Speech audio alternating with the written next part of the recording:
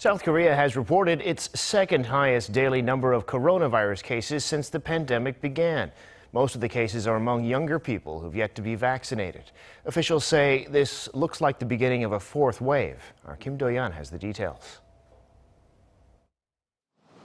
South Korea saw the second highest daily COVID-19 caseload of the pandemic with 1,212 cases on Wednesday, of which 1,168 were locally transmitted. This is also the first time in 6 months that there have been more than 1,000 cases.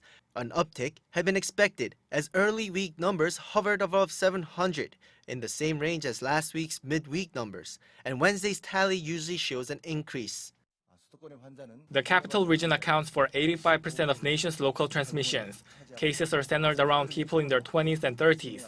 Cases are slowing from the over 60s who've been vaccinated, but there's an increase from all other groups.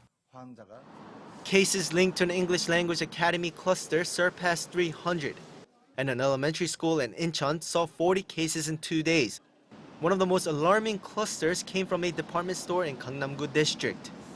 One of the busiest of its kind in South Korea, this department store behind me was forced to close after dozens of cases were reported here.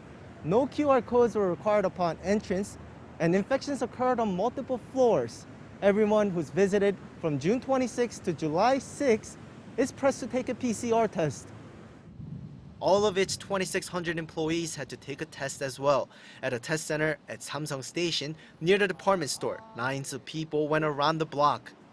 Following the clusters in and around the nation's capital, the authorities are looking to expand testing centers and said the nation is entering a fourth wave.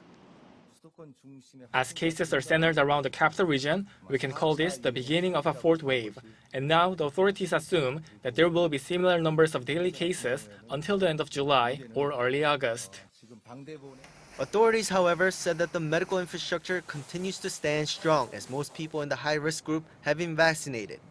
More than 70% of ICU beds are available, but as less severe patient treatment centers are running out of room, more of these will be created, especially throughout the capital region. Kim Do-yeon, Arirang News.